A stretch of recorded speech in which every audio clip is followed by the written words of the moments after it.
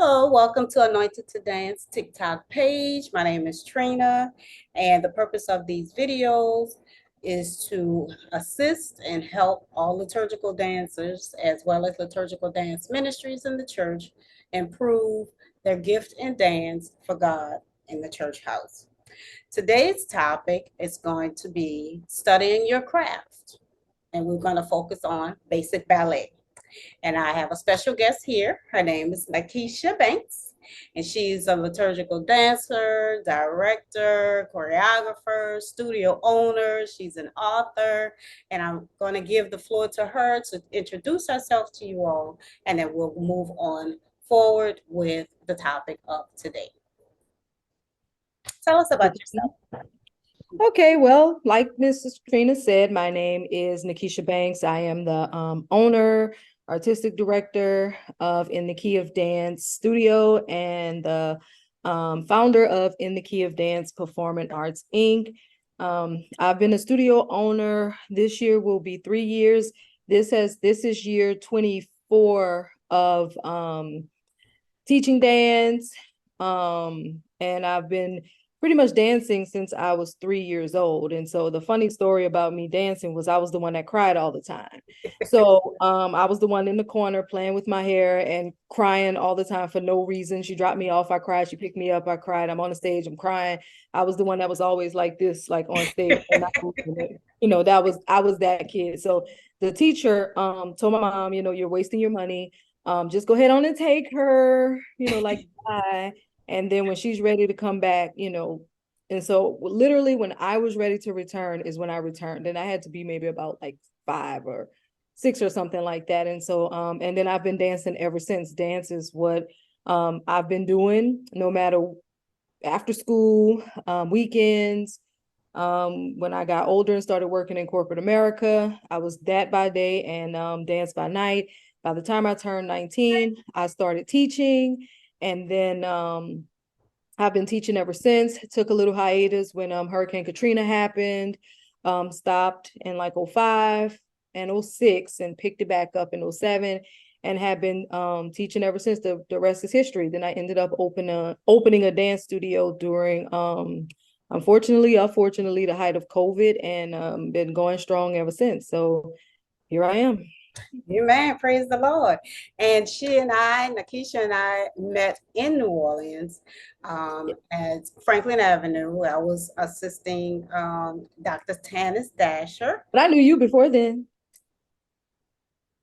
Who you know me from? Because Church. I used to go dance. Yeah, I used to dance with Franklin Avenue, and you were dancing with Conyers, Right. and we would be at the same dance engagements. But I knew you because I was a fan of your work, but you didn't know me until So, you were Franklin Avenue. So, and see how it brings around full circle. She knew me yep, before I came to Franklin I Avenue. was a teenager actually.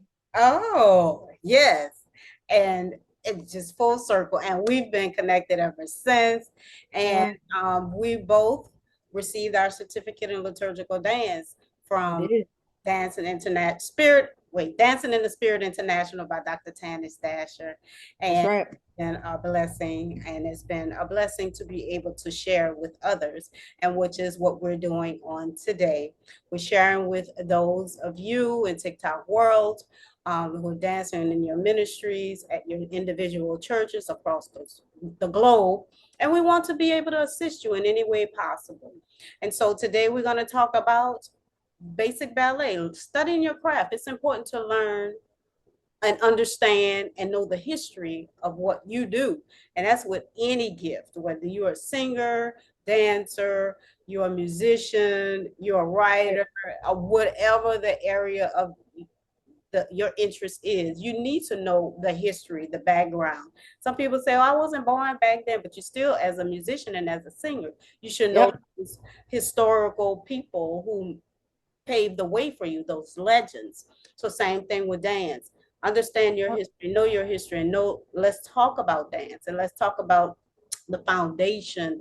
One of the things that everybody is pretty familiar with, and we all pretty much do in the liturgical dance in the church, is basic ballet. That's one of the foundations, one of the areas that I personally believe every dancer in every genre should have under their belt.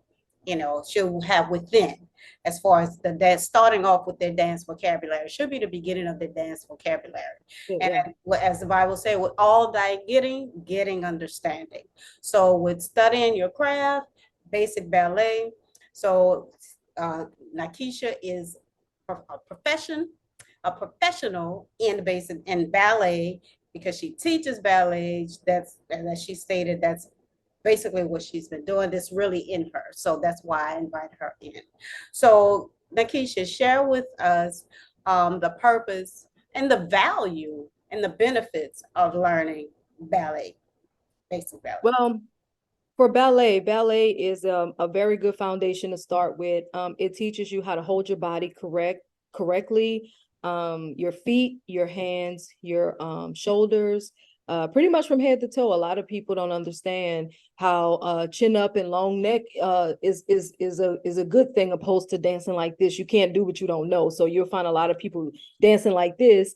You'll see a lot of people not necessarily keeping their ankles and their feet turned out correctly, and then it's just all a setup for injury sometime when you don't properly hold your body. And ballet is a very, very, very important aspect. Now, to say that you 100% have to have it, that's, you know, a lot of times up for discussion depending on the person. Some people aren't open to enhancing their training a little bit more. And I kind of don't go back and forth with people, you know, in that regard, because everybody just kind of want to do what they do and, you know, kind of want to stay in their own little bubble. And, you know, and I respect what people want to do with their own journey. But for me, I personally feel like ballet is one of the strongest foundations that'll help you with, especially with your moves at church, in choreography, whether in or out of the church. I believe that it adds a lot of value to what we do, as far as choreographers, learning choreography, being able to transition from one move to the next. A lot of ballet foundation will really help you. And I'm sure you've seen dancers, they'll do an 8 count and then they'll pause for like 4, or not even do anything, or not even do anything in that 4 count and then move on to something else. And you want to be able to flow and elongate and be very flowy and very efficient in what you do. And I think ballet is a very good start to that. It is. It really is. Thank you for that. And that, from my personal experience, I had never gone to professional classes. I've never really taken them. I just auditioned, took one class, but that was about it. But I don't have that history like Right. Nykisha does. It's just that when I started dancing in the church here in New Orleans at Greater St. Stephen, when the dance ministry started and formulated, there were a lot Mhm. of things that I did not know. I used to dance in high school, you know, in marching bands and stuff like that, but that's different. You know, Yeah. when I started dancing in the church, I didn't know how to hold my arms. Yeah. Know how to hold my arms. I didn't understand my core, the center. Uh, Yep. I didn't know how to, my posture. I had to learn Yep. all of those things in order to perfect the dance movements that I was being taught, because Yep. otherwise it was looking floppy. I was looking floppy. So I Yeah. had to learn how to improve in that area. And corrective criticism, that's what a lot of people need to learn how to do. Receive corrective criticism, because you Yeah. want to give God your best. And as I said Yeah. before, and I'm going to always say, God is an excellent God, and everything should be done in an excellent way, presented Hmm. to Him, because Yes. He is King, Lord of Lords, Creator of all things, and we must present to Him everything That's with it. our best sacrifices. That's So it. in the church, um, doing different dance movements and choreography, even during praise and worship, we see some of the same similar movements, like, and a lot of them are basic ballet movements. So, Yep. Nykisha, share with us some of the basic ballet movements that we often see in the church. Well, before I get into that, a lot of times what you need, what a lot of people should understand, is not so much of the history, but learning that there are 3 distinct schools of ballet technique. So a lot of times you'll see one person hold their arms in a third position one way, and then someone else may have been trained to hold a third position a different way. It doesn't make it wrong. It's just in how that particular person was trained in ballet. So there's the Italian version, which is the Cicchetti version, which is the version that I'm classically trained in.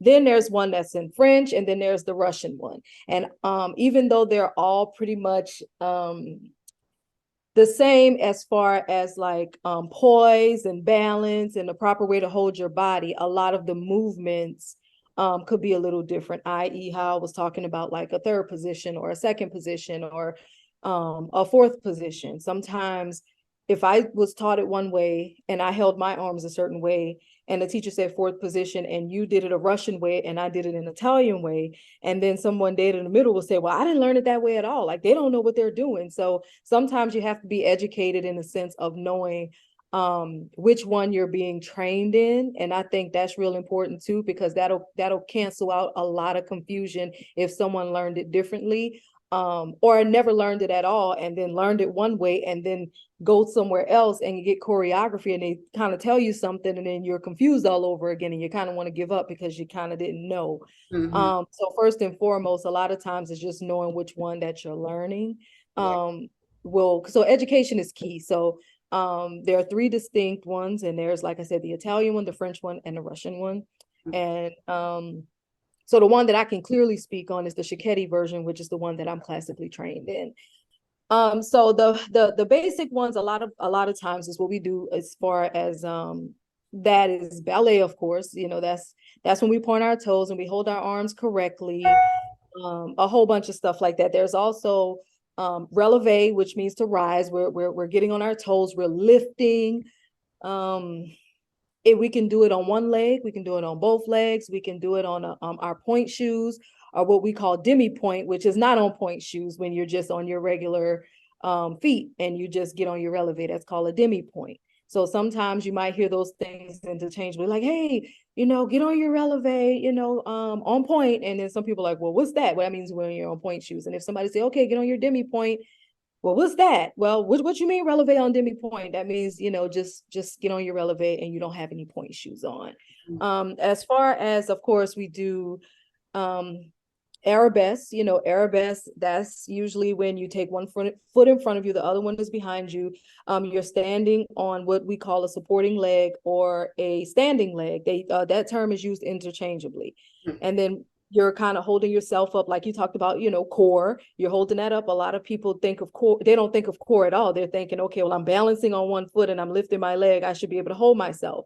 But that's not true, because you have to engage your core to be able to hold yourself strong, even if you're asked to go on a demi point on your releve, right? Because sometimes your choreographer may have you to go on a releve on an arabesque, and you got to be able to hold yourself up, even if it's for 2 seconds. You got to be able to figure that out, of course. So, of course, chaîné, the definition of chaîné means chain or links. So that's a series of rapid turns where you just turn, and then it's all about head movement and eye pretty much movement. So it's I'm trying to think of the right word. So it's a series of rapid turns on point. You can do it on point, like we said, or you can do it on demi point, straight or in a circle, you know. And some people like, well, wow, you can really do that. Well, yeah, you can really do a chaîné turn in a full 360. So it's a series of turns. So the technical ballet definition is called like chains and links and things. Another one that we can use sometimes is you know, développé, and depending on where you grew up or what studio you went to, some people say développé and some people say développé. So there are two different pronunciations depending on where you went to school, the culture that particular person came from, if they're international or not. So you'll hear it interchangeably, développé or développé, and that's when the working leg is drawn up, pretty much sometimes to the knee.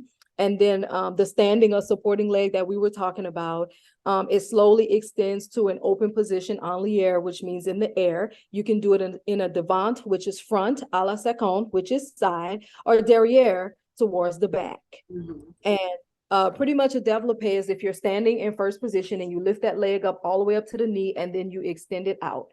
and then you point your foot back down and you bring it in, or you can do it to the side, or you can do it to the back, with keeping your core so you won't fall forward, side, or back.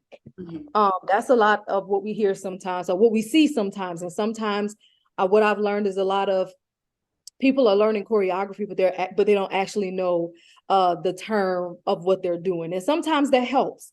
And it kind of don't stress out the choreographer as much. So if you're teaching something 9 times out of 10, if you just call it out, it's a lot sweeter than having to repeat it 10 and 12 times if they learn it. But it's okay if you have to. I mean, it's not a big deal. Of course, we do a lot of jumping, right? So saute means to jump. So a lot of times you can do it in first position, which is the most familiar. First position, you can do it in second position, fourth position, and fifth position, and you're just jumping up and jumping down, jumping up, jumping down, utilizing your plie, which means to bend, right? So you utilize your plie to jump up, and you utilize your plie to come down. I always tell my girls when we're taking our ballet classes is that plie is our best friend.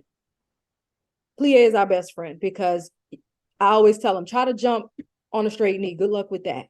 Try to jump and come down without bending your knee. Good luck with that. Right. So you have to utilize your plies a lot, a lot. Even in your ballet walks, your ballet run, right before you leap, you have to be able to bend to go up and come down toe to heel, not heel to toe. Those are injuries waiting to happen. I've danced in the church since I was about 12. And I've been in a lot of circles where there were a lot of prayer requests for, like, pray for my calf, pray for my back, pray for this. I don't know why it's hurting. And a lot of times it's because some of them are dancing and landing and not realizing that they're actually hurting themselves and can't pinpoint where. And a lot of times it's just not being educated on the proper way to land. Those things are very, very, very, very important, because you don't think that in the future those things are not going to hurt you. Another jump is a grand jeté, leaping across the floor. There are 2 ways to do it. You can do it with what we talked about in a développé, when you leap, when you drag your leg up and then you leap and you dart out, right? So the goal is to go up, not go forward, but to go up. Gravity is going to take you forward anyway. So you don't want to run and then dart forward. You'll probably run into the pastor's chair, or down the step or something like that. You don't want to do that. I'm sure we all see these TikTok videos, all these people who falling and rolling on the floor and their wigs coming off. And, we laugh at stuff like that, but it's a shame, to not have this understanding where, you really have to hold things in place. So you won't look a certain way, and people won't laugh at you. You won't go viral behind some of the stuff you're out here doing, in Jesus' name. So we gotta kind of be mindful. And another jump, which is like still a grand jeté, but a grand jeté, like I said, is when you develop it out of it and leap. And there's another one called saut de chat. Saut de chat is when you don't develop it out of it, you just brush from the floor and leap straight out into it. So those are 2 different leaps. And a lot of times I'll see it, and we've done it all in the church. And a lot of times we just really don't know what it is sometimes that we're doing. And I'll keep going a little bit faster. As far as kicks, grand battements. When you do that, you're supposed to brush. You got to hear the brush on the floor to come up. So if you're just kicking and kicking, you want to be able to successfully brush and come up and then come back down toe to heel. Okay. You just don't want to go up and then slam down and then go up and slam down. Like I tell the kids that I teach, you don't want to sound like a dump truck, like boom, boom, boom. You don't want to sound like that. You don't want to sound like a dump truck. You want to be able to properly do it. Just because it's the right thing to do and you won't hurt your body. So you come down toe to heel. Even when you're ballet walking toe to heel, I've seen some people walk and they're walking heel to toe, walking heel to toe, walking heel to toe, when the proper way is to go toe to heel, toe to heel, toe to heel, toe to heel.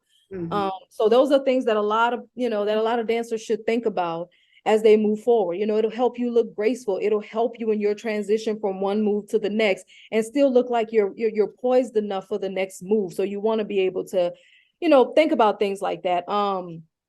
Pirouette is another one. We turn, but sometimes we don't know the terminology when we're turning.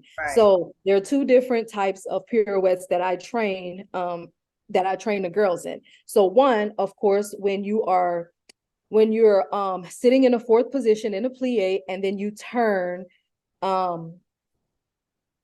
away from your standing leg, if that makes sense. Mm-hmm. Meaning that if you're a righty and you turn to the right with your right leg. Or some people like to turn to the left, where you sit in fourth position with your left leg in the back, and then you use your left leg in the passe to turn around. Well, there are two different pirouettes. When you are standing, say for instance, your left leg is your standing or supporting leg, and then you're turning to the right. That means your knee is going away from your standing leg when you're turning. Well, that's something called a pirouette adior, meaning that you're turning one direction, you're turning to the right. If you're standing on your left leg and you're in a passe on your right leg and you're turning to the right and you're doing a full circle with your right leg, that's an adior. I teach that as think about adior, out the door, adior, adios. You're going away. You're going away from your standing leg. And so that's how I get the kids to understand which way they're turning. And there's another one called an ande dan, which means that if you're in the same position with your left leg, as you're standing or supporting leg, and your knee is turning towards it and you're turning to the left. So if you're turning to the left with your right leg in a passe, that's an ande dan because you're going towards your standing leg. So a lot of people will, turn to the left in a pirouette and not understand that that's actually a turn. And then some will turn to the right and not understand that that's actually a turn. And to properly hold your body, chin up, shoulders down, engage your core, what we call at the ballet bar, squeeze and tuck, tuck that butt in, squeeze and tuck, and so basically, just rounding your arms like you're holding a big beach ball. I teach them touch your belly button and then extend from your belly button, like you're holding a beach ball, right? Don't let your hands touch, leave them out like that. And just knowing those proper key things to hold your body so you won't strain your neck, so you won't hurt your lower back and things like that. So those things are really, really, really, really important, and things that we always see, in while we're dancing, whether we're at the ballet bar, whether we're at church or learning a choreography for Black History or the holidays or anything like that. So spotting is a real good one too, because we do a lot of turning, right? Even in a pirouette, you better spot, or you go, because where you look is where you go. If you look down, that's where you headed. Yeah, I've seen it. I've darted on the floor and I picked up a lot of girls because they're not spotting. Like I feel like a football player that uses their body to try to stop stuff, and you don't want darting across the floor. Like I've been that person. So spotting, of course. I'm trying to think of the correct definition of spotting. It's like a movement of the head. Yeah, it's like a movement of the head and a focus of the eyes, if that makes sense. So you keep your eye on whatever it is that you're spotting, and then when you can't spot that anymore, you quickly whip your head around and then keep looking at that same spot. So when you're shifting your eyes all over the place, what's going to happen is you're going to get dizzy, and where you look is where you will go. Yes. So if you turn it and you make eye contact with the pastor, guess where you turning and heading? Right to the pastor, boom, just like that. If you turn it and if you headed toward down those stairs to get to the pews, you're gonna roll down those stairs. So you better really focus on where you're looking at, because it's all in the spot. Like I tell all the kids, it's all in the whip. It's all in the whip. Whip your head and then focus right where you're going. And that's the best way to get through any turn, any pirouette, any chaîné turn, anything like that. One of the other ones I want to talk about real quick is a tendu, okay? Because we tell everybody, point your feet, point your feet, point your feet. But do we know the proper way to point our feet? Do we know to turn out from our hip, right? Do we really know that? Because a lot of people are born sickle, and they'll do this. But the thing is, if you're doing that, you have to be careful, because then you start hurting stuff, right? So you have to turn out from your hip. You have to turn out. And what I teach the little kids is the inside of your ankle, okay? So the inside of your ankle, I put a sticker right there. And I always tell them, show the world your sticker, turn your foot out and show the world the inner part of your ankle, your inside ankle, and point your foot that way. That's the correct way to point your toes, is to turn out from your hip. Don't just point your foot, and be parallel or sickled. Train your body to turn it out. When you're doing it to the side, your inner ankle should be facing the pews, the audience, the mirror, wherever you are, same thing. So it's just the proper way to be able to turn. And I'm sorry, to point. And tendu, the definition of tendu means to stretch. So that means what I do in my ballet classes is I do what's called articulation of the feet. So how to do that, pretend like I'm trying to figure out my hand. Okay, so I know my hands are probably real small, but if you so pretend like this is a foot and it's flexed, right? So you want to go from, like, if this is a flexed foot, so you go here, here, here, the ball of the foot, all the way through the toes until you get to that point. That's called articulating through the feet. So when you do these little exercises of articulation through your feet, it's nothing when it's time to point your foot. And when you lift your leg off the floor, you automatically know, okay, unless my instructor has an abstract thing that they want us to do, otherwise, when that foot comes off the floor, go ahead and brush it into a point and make yourself look pretty and elegant, you know? Very pretty. These are the little things that will make your dance look so much wholesome than just I go to church and the Lord loves me. And right. He knows by heart. No, he knows that your heart, he knows that you can learn to improve your craft.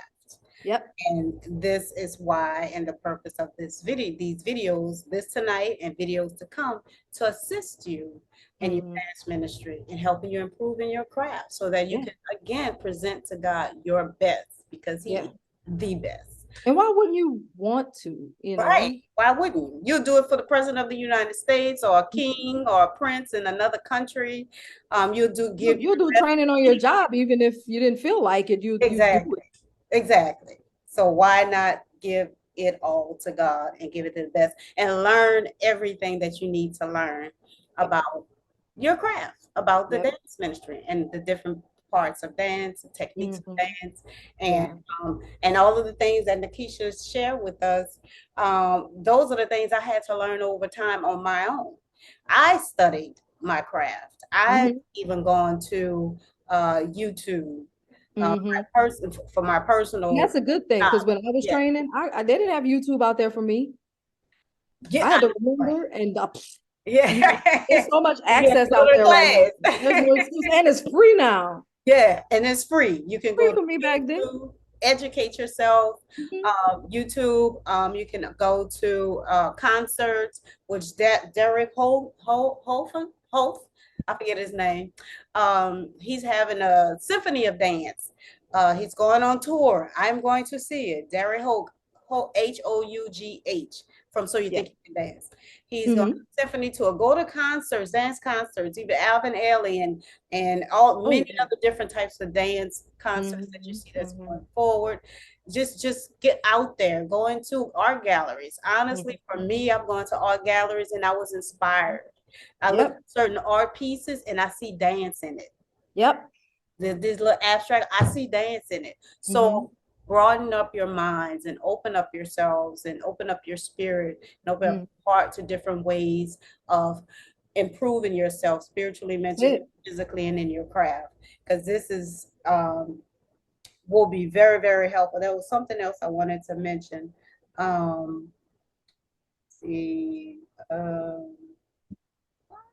guess that was pretty much it.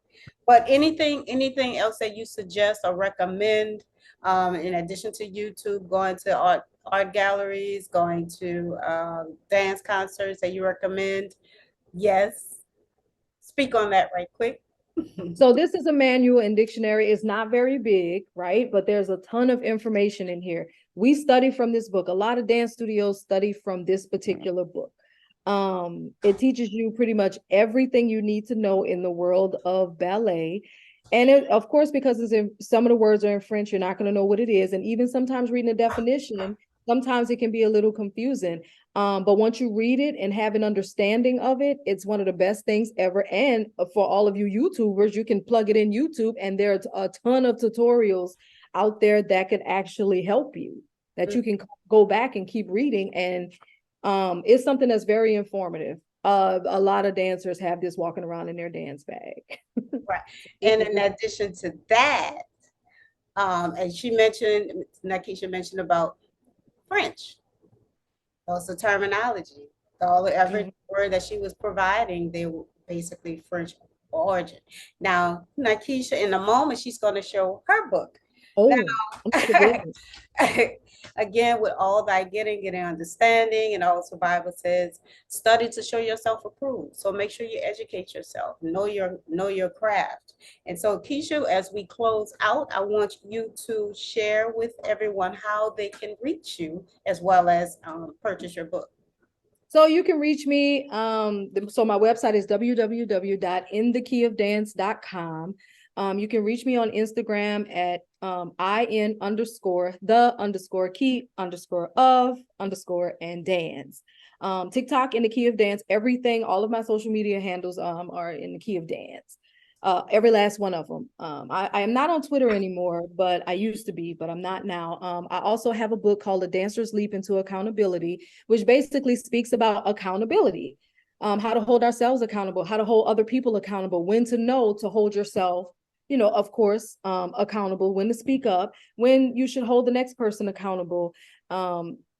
It teaches you to be accountable to yourself in dance, not to whine about what other people have, but what are you doing to help yourself? Are you enrolling in workshops, or are you doing everything that you're supposed to do? Are you fussing because you don't have what it takes to get to the next level, but you're not doing anything about it, but you're talking about other people? And that can be on your job. It can be in dance. So if anybody's watching this and they're like, oh, well, I'm not even a dancer. Well, accountability is accountability, whether you're a dancer or not. Yep. I just use the avenue of dance because that's what I do. And so I thank God for being able to even create that. I created it during the whole thing with COVID. I'm sitting on the deck writing a book, and it ended up being an Amazon #1 bestseller. So shout out for that. But yeah, so that's the whole thing in a nutshell about the book. It's $20. You can buy it from Amazon or online, and it's called A Dancer's Leap into Accountability. Amen. Amen. You don't have it right by you, right? It's Quick. right here. I can get it. Grab it. Let them see your cover, baby. And while she's grabbing that, I just want to thank you all for tuning in. I hope that this video has been of great help. Again, educate yourself with all thine getting understanding, study to show yourself approved. Sorry, my niece took it. Sorry. That's okay. That's You're okay. gonna have to put it in like a picture of something. I She will took it certainly from do me. that. I will certainly Sorry. do that. Well, I want to thank everyone. I want to thank you, Keisha. I thank everyone for tuning in and watching this Thank you video. for having me.